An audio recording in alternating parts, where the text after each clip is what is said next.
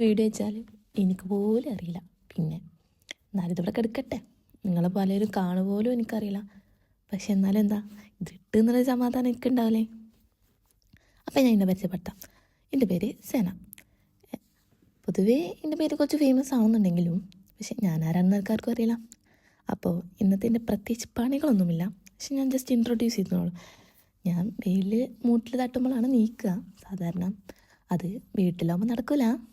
ഇപ്പം ഞാൻ എൻ്റെ ഹസ്ബൻഡിൻ്റെ കൂടെ ഒമാനിലാണുള്ളത്. അപ്പോൾ അവിടെയാണുള്ളത്. അവിടെ ആകുമ്പോൾ പിന്നെ നമുക്ക് സുഖവാസമാണല്ലോ, ഒന്നും ചെയ്യണ്ട. അപ്പോൾ വെയിൽ തട്ടിയിട്ടാണ് ഞാൻ നീക്കണത്. പിന്നെ കുറച്ച് എഴുതാനും പഠിക്കാനൊക്കെ ഉണ്ടായിരുന്നു, അസൈൻമെൻറ്റും കാര്യങ്ങളൊക്കെ ഉണ്ടായിരുന്നു. അതൊക്കെ അങ്ങനെ ചെയ്ത് വന്നു. അപ്പോൾ പിന്നെ ഫുഡ് ഉണ്ടാക്കാനുള്ള നേരെ അങ്ങനെ ഫുഡ് ഉണ്ടാക്കി. പാവല്ല ഭർത്താവ്, നമ്മളെ നോക്കണതല്ലേ, നമ്മളെന്തെങ്കിലും ചെയ്ത് കൊടുക്കണ്ടേ.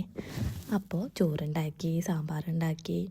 സാമ്പാർ തട്ടിക്കൂട്ടാണ്, ചിരങ്ങൊക്കെ ഇട്ടിട്ടാണ്. ചിരങ്ങ സാമ്പാറിലിടുമെന്ന് പോലും അറിയില്ല, എന്നാലും ഇട്ട് പാവം മൂപ്പര് തന്ന്. സംഭവം അങ്ങനെയൊക്കെ എന്നുണ്ടെങ്കിലും പാചകത്തിൽ അല്ലെങ്കിൽ കുക്കിങ്ങിൽ ഞാൻ അത്ര മോശക്കാരിയൊന്നുമല്ല.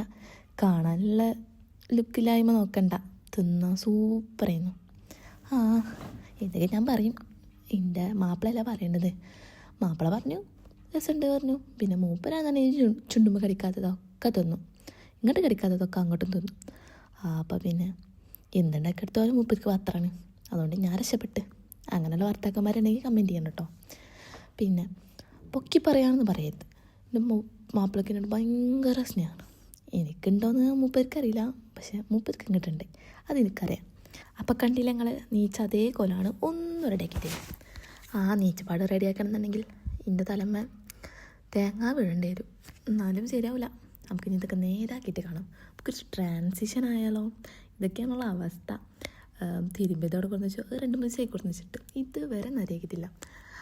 ഇതൊക്കെ നമുക്ക് റെഡിയാക്കാം. ഒരു ട്രാൻസിഷൻ ആയാലോ ഒന്ന് വിചാരിക്കും. ഇവിടെ പിടിപ്പത് പണിയുണ്ട്, ഒരു കാര്യമില്ല. ബൈ ദ ബൈ, ഇതാണ് ഞങ്ങളുടെ ജനൽമെന്നുള്ള വ്യൂ. അതായത് ഇതാണ് ഞാൻ തുടക്കത്തിൽ കാണിച്ചത്.